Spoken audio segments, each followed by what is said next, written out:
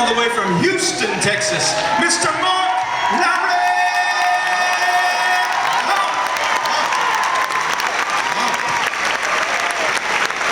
Hi! Hello, everybody! I don't do stairs. I broke my femur. Are you taking a video? Don't take Ambien. Video. Go ahead.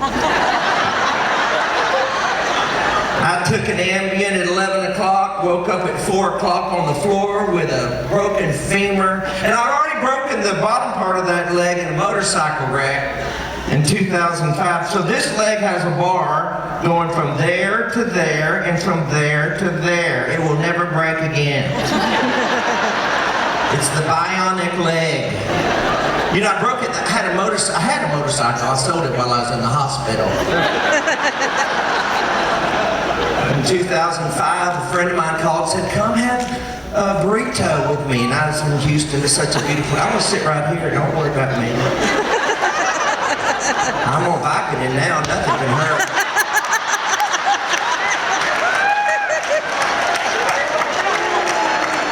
No, but a friend called and said, "Meet me at the burrito shop." So I did. I got on my Honda Silver Wing. It was a beautiful day in Houston, you know. And by the way, haven't Joseph and what's your name? and the Crab Boy, haven't they done good tonight? But anyway, so y'all have done a great job. I'm not kidding you. It's incredible. So I was in a Baptist and a Pentecostal on the same stage working together. That is God. Which one's which? How many Baptists are in here? See? My people. I thought I was a self-righteous spirit. Yeah, okay. Any Pentecostals here? In Houston, it was, let me tell you, it's so humid in Houston, the Pentecostals won't even lift their arms. It's just, that's all you can get out of them. But any Church of Christ here? Oh. You get to hear a piano.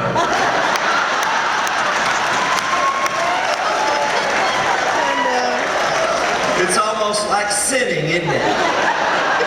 Any Catholics? Any Catholics? Usually there's one or two. Oh, God bless you. There's one only Catholic, right? Thank you for coming. Where's another Catholic? Where? God bless you. Thank you. Tell Mary I said hey. I'm Baptist. We're not allowed to talk to her. But tell her I said thanks for that song. We'll say, "Mama, everybody's making fun of my big head." She go, "Oh, Mark, it's okay. Here, let me dry your eyes." Anyway, I was driving down Shepherd Drive and I was headed towards Shepherd face first without my helmet. And on the way down, I remember thinking, this is gonna hurt. I slammed my head on Shepherd Drive and I popped back up and I was awake, and because I hate to miss anything. I was so glad I was awake, and I was sliding across Shepherd Drive and these cars were dodging me and I was going, thank you. And I finally come to a stop in the road and I finally stopped and I'm thinking, well, that wasn't that bad. And the motorcycle slid ahead of me, you know, and I thought, well, I'm gonna get up and go home. And I did go deaf for about 5 minutes because I heard this loud ring. I hit my head so hard, it was ringing in my ear. And this big old I love rednecks, they're my people, pulled up in a truck and looked down at me and said, "Do you need an ambulance?" I said, "I can't hear a word you're saying." He said, "Woo!" I said, "I think I do." Because I looked down at my knee and it was over here. And I thought, well, Lord, that don't look right. And I knew I couldn't walk on that, so I looked to the side over there. There's some fellas standing there waiting on jobs. I said, "Could you boys help me off the road?" They said, "We don't speak English." I said, "Will you help me off the El Rodeo? I think I broke my leg. And once they understood my Spanglish, they came to me. Like the good Samaritans that they were. And they were so sweet and so kind, and they wrapped their arms arms around me and carried me off the road, and they waited with me. They waited with me until the ambulance showed up, and it took forever for the ambulance to show up. So I called my friend, told her I wasn't gonna make it to the burrito shop. And she called my friend Dina, who called my friend Bubba, who called my friend Philip, and they all started showing up. They all lived right around there. And before the ambulance came, I had a good crowd. And the ambulance came, and the first thing they did, y'all, you need to know this in case you're ever in this predicament. The first thing they did when they arrived, they cut off my britches. In front of God and everybody.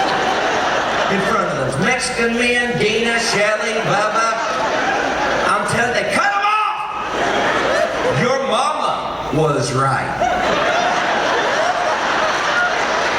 It was waking up. It was in shock up to this point. And with every speed bump. I mean, ambulances do not have shocks. You could roll over a quarter and tell if it was heads or tails. By the time we got to the hospital, it was wide awake.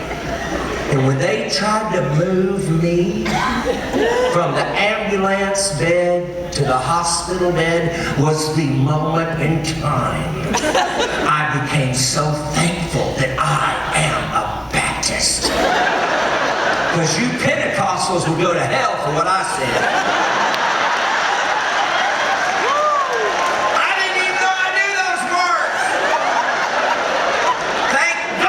Once saved, always saved.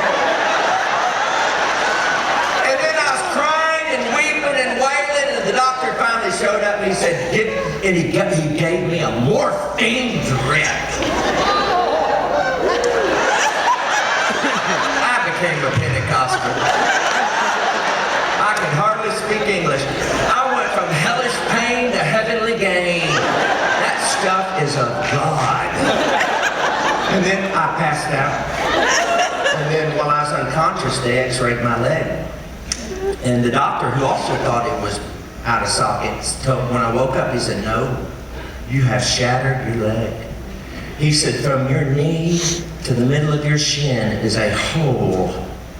There are no bones left. And we're going to do surgery in the morning, and we're going to fill it up with cadaver bones. I said, you're going to do what? Cadaver bones, dead people. From here to here are people. I don't even know. But I love them. I just hope they were saved.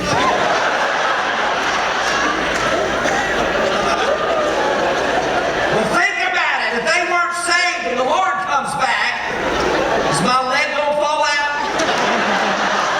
Or what if they were saved and the dead in Christ rise first?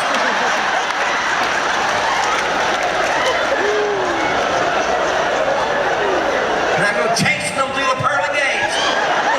Get back in here. Gloria Gaither said something. That woman, Gloria Gaither, she's so smart. Her blonde does not go to the root.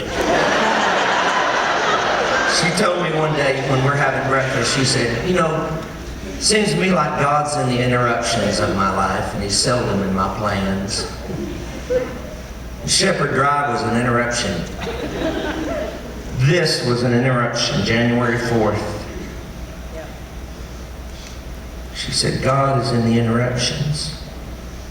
And I started thinking, well, I went back over my life. And you know, you ought to do that. Go back over your life, think about it.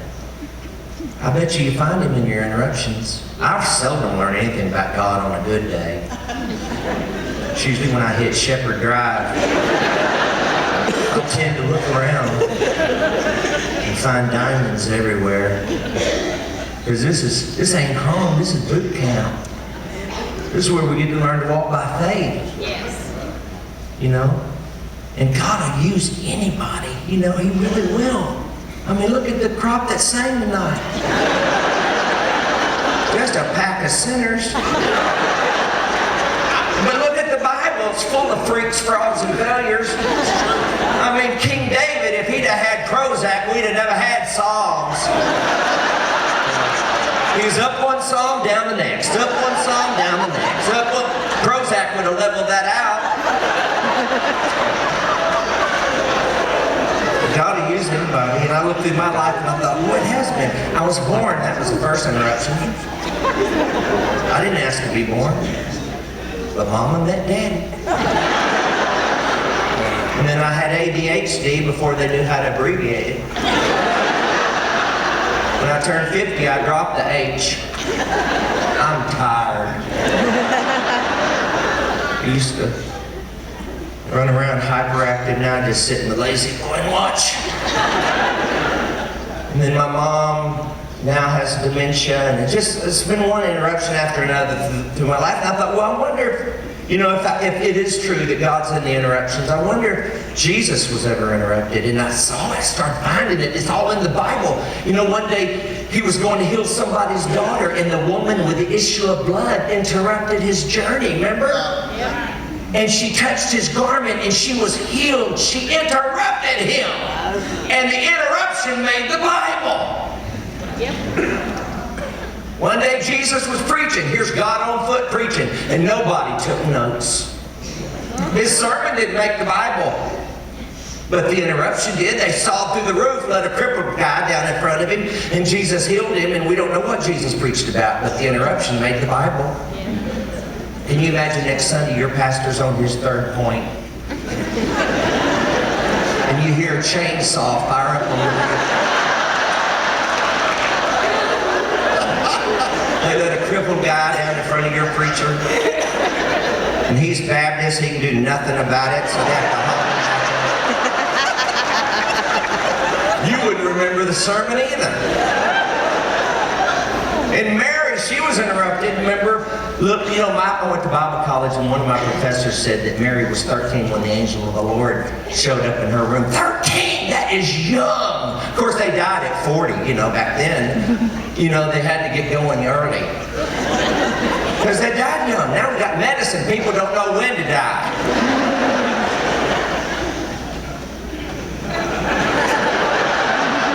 Some of y'all need to lay down.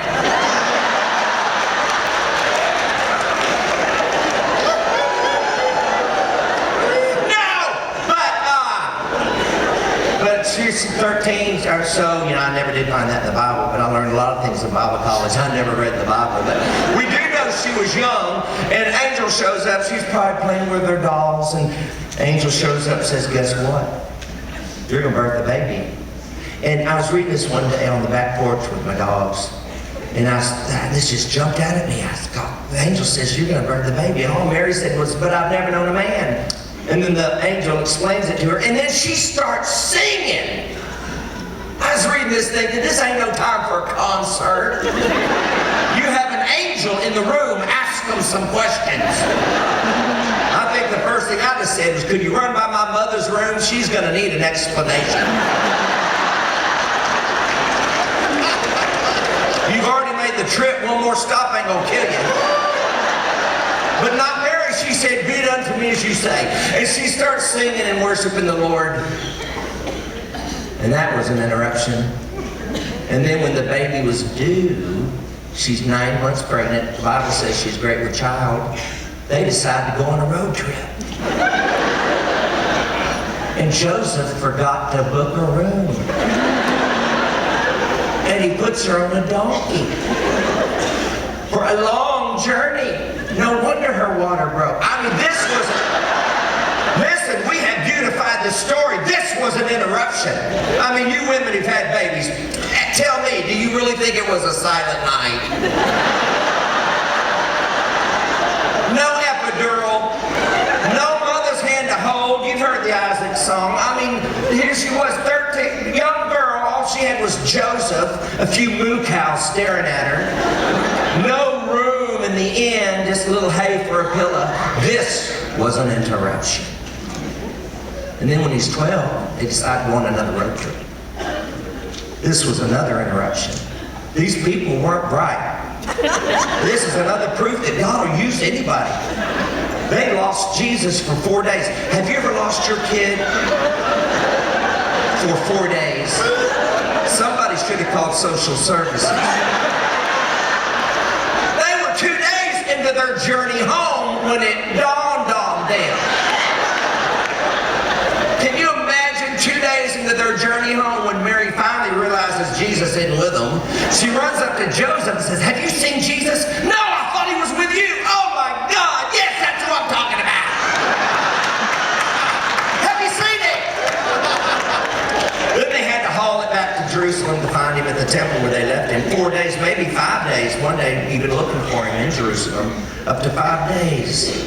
Don't you know they were scared here? They've been entrusted with God's kid and they've lost him.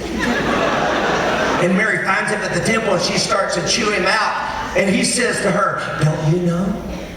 I must be about my Father's business." And she bought it. That line never worked for me. Mama said, "I'll show you your Father's business. Get the house." Because my mama knew I wasn't virgin born. But if anybody knew Jesus was virgin born, Mary knew it. And you know, really, he did deserve to be chewed out. I mean, it wasn't a sin, but it wasn't right. He should have stayed with the groom.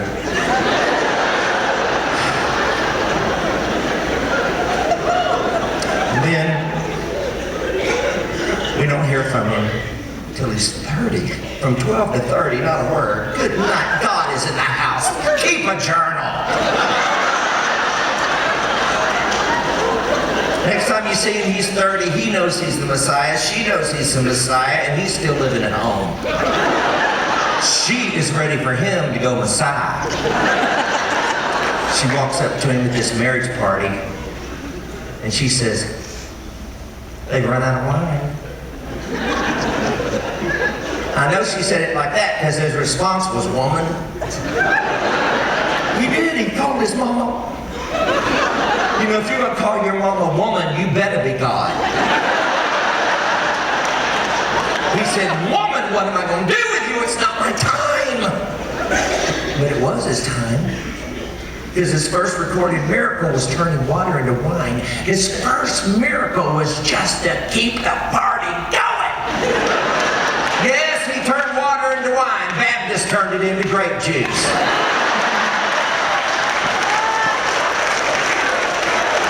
And then he started doing those cool miracles, raising the dead, sight to the blind, legs to the lame.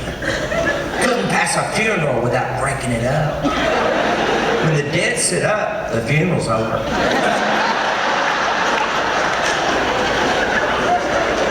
That's the reason no Pentecostals are allowed at my funeral. Don't bring me back once I'm gone. I'll come up swinging. But Mary saw it all. And my mother said something to me one time when I was a little kid, and I'll never forgot it.